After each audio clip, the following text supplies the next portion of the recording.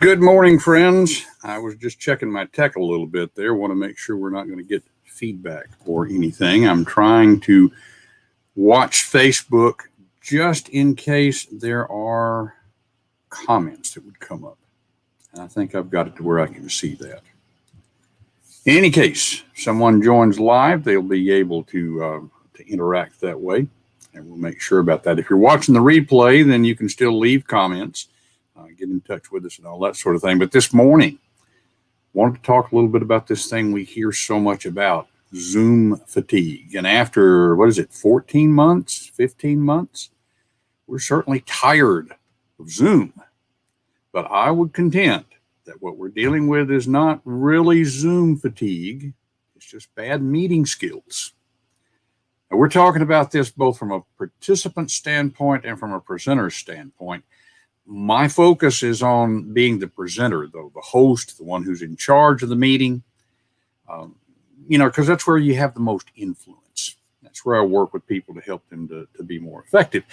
And this problem, of course, is not unique to Zoom. I mean, without throwing anybody under the bus, I've worked in higher education for 30 years. I've been a student in classes. I have been in corporate meetings. I worked in headquarters for a major corporation some years ago. And we all know the stuff about meetings. One of the things that I tease the college president where I teach now, I tease him that his job description says attends meetings, attends other meetings as required.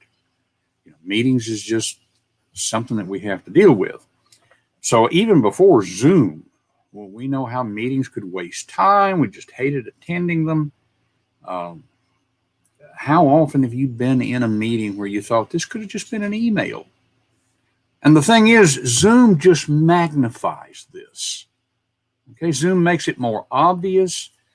Zoom provides more distractions because, I'm here in my home right now. It happens that my cat is not beside me at the moment. But quite frequently, he spends his day right here beside me as I work at the computer. When he decides he wants attention, he wants attention. People come through, family members. There's all kinds of things going on. There's the temptation to check your email. You can turn the camera off and check email and all that sort of thing. So Zoom just magnifies the problems that we have with ineffective meetings to begin with. Now, you can re-energize those meetings. By the way, if you have an interest in joining me this morning, we do have it set up to where you can join in by going to livewithdon.com. I'd like to hear your experience with meetings, but especially with Zoom meetings. And so we'll just leave that up there for a little bit there. Want to come on, we'd be glad to have you. But again, you can re-energize the Zoom meetings, just like you can re-energize regular meetings. It's not rocket science, but it does take some thinking. Now, the really good news about all this is that it's not hard to stand out. People have had such bad experiences. It's sort of like PowerPoint that way. People have bad experiences with PowerPoint. Bad PowerPoint is a cliche. And yet, when we have to do our own, we turn right around and do the same thing that's been done to us because we don't know any different. So if you can just breathe some fresh air into these meetings, just give people a little bit of that sense of, oh, thank goodness this is not just like every other meeting. It's not that hard to do. So coming up, we are going to have some training that may be of interest to you. Get our graphic up here where we can share it. Okay, this coming Thursday, we're going to be doing a free webinar. Now, it's focused on pastors, focused on Sunday school teachers and other kinds of teachers. But the idea here is that sense of presence is what makes the difference. Speaking of presents, I've got one of my new friends is online here in the green room. We're going to bring Fred Moore in, because Fred has some experience with doing this sort of thing. Fred, are you there? Looks like Fred has a graphic up there. Okay, so Fred will join us here in just a minute. But we'll go ahead and talk about this a little bit. Oop. Lost Fred. Lost Fred. Oh, well. So this coming Thursday, 2 p.m. and 7 p.m., free webinar, where we'll talk about the how-to. Now, this is not going to be highly technical. Okay, not highly technical. We're focused on being effective. But this is an opportunity for you to dig into this a little bit more, to breathe some of that new life in there. The simple way to get into that is the link that I'm sharing down here at the bottom of the screen right now. This is going to get you a bonus. Oh, now Fred's back. Okay, so let's bring Fred in. There we are. Hey, Fred, how you doing? I'm good, Don. I'm good. You know, it would help actually if you turned the camera on before you come into these meetings. There's a Zoom tip for you, huh? Yeah. Yeah, technology, right? It's great when it works, huh? Yeah.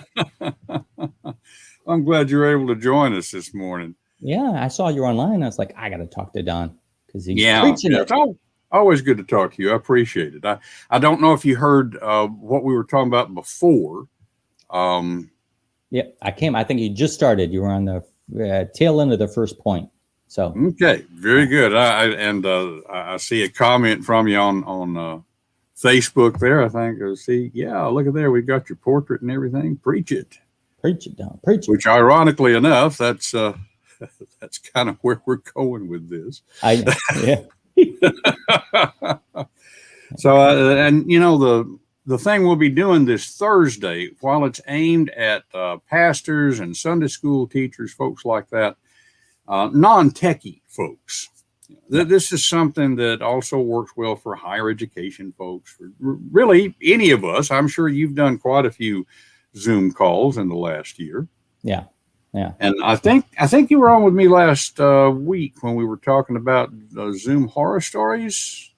I think I missed that one. Okay, yeah, I'm thinking about somebody else here, because people always have these horror stories about bad Zoom meetings, and it strikes me that really what we're talking about is just bad meetings.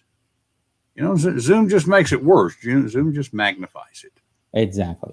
It's the same thing that people were doing. It just now that I almost think people are calling more meetings because of Zoom than they have in the past, because it's so easy. Oh, I'll just send the link and everyone clicks on and you're there and you're good to go. You know? Yeah. And I mean, it's convenient in that we don't have to figure in drive time and all that sort of thing. Yeah. I mean, and that's a real benefit. I don't want to take away from that. Yeah. But sometimes I think I can't think of anything else to do other than have a Zoom meeting. Oh, yeah. So, even, you know, we could spend some time just talking about general meeting skills. And one of those basic things is, could you just handle this with an email? Yep. So I think too, a lot of it is that people who host these meetings or, you know, put on the meetings, they think they have the mentality that that's what they're supposed to do. Right. Well, I need to have a meeting so that I can show my boss, look, I had a meeting about this with my staff and, you know, we spent an hour and now they know, even though that, like you said, they could have been handled with an email or it could have been a 10-minute meeting and gotten to your point. But they're thinking, well, I need to fill up this time to show, look, I did something. Yeah, absolutely. There's a related joke. You know, the folks I'm trying to serve right now mainly would be pastors in the United Methodist Church, and it's open to whoever.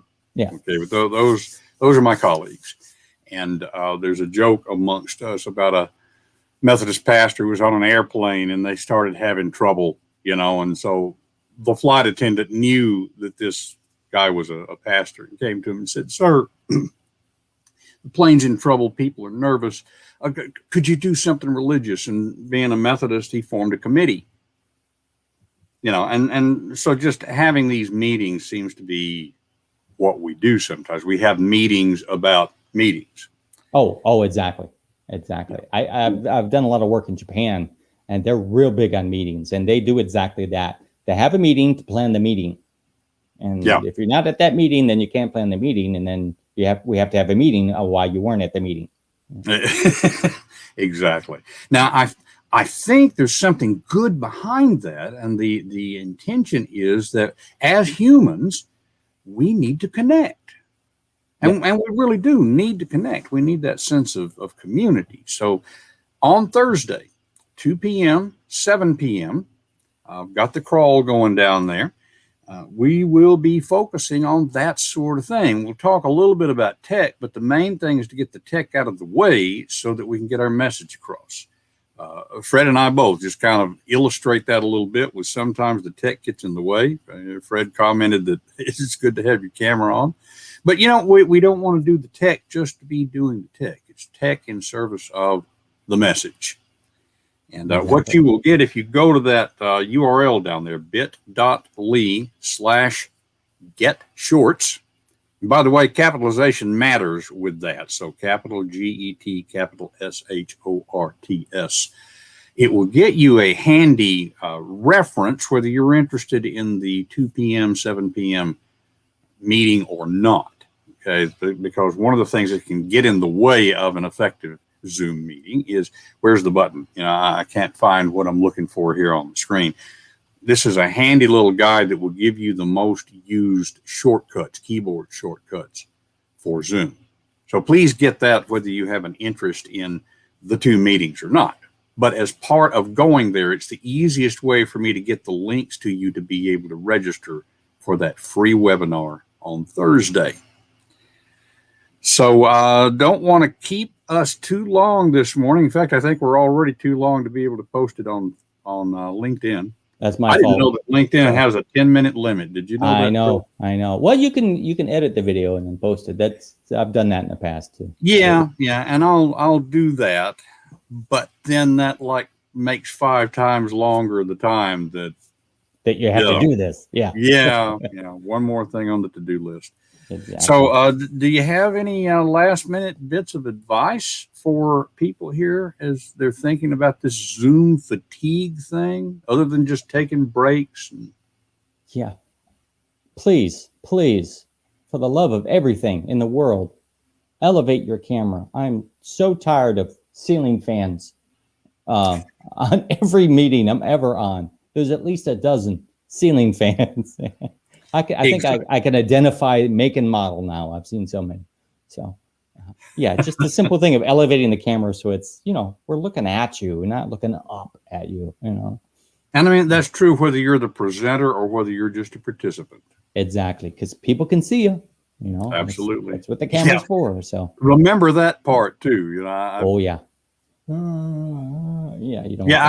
I actually had a class where a student carried their phone with them into the bathroom. I know you need to get credit for being there, okay, but right. I hope they muted because nobody wants to hear that. So they had the microphone off already, so I'm very thankful for that. That's a good thing. That's a good Indeed. thing. Well, let's see, folks. Fred, appreciate you being on here. Let me know when you're going to be live streaming, and I'll do my best to be there. Awesome. Cool. Alrighty. Thank you, Don. Take care. You too. Let's see, folks. I believe we'll put the link up here, just the link, bit.ly/getshorts. That'll get you that handy guide. And it will also enable you to get the links for the Thursday webinar. It's free, and there's going to be useful, concrete stuff. It's not just a teaser for something else. It's been a long time, been part of my mission in life is to end a bad PowerPoint. And this is sort of an extension of that, to make these these meetings we have, to make the time we spend together truly a connection, to make a difference so that we save lives.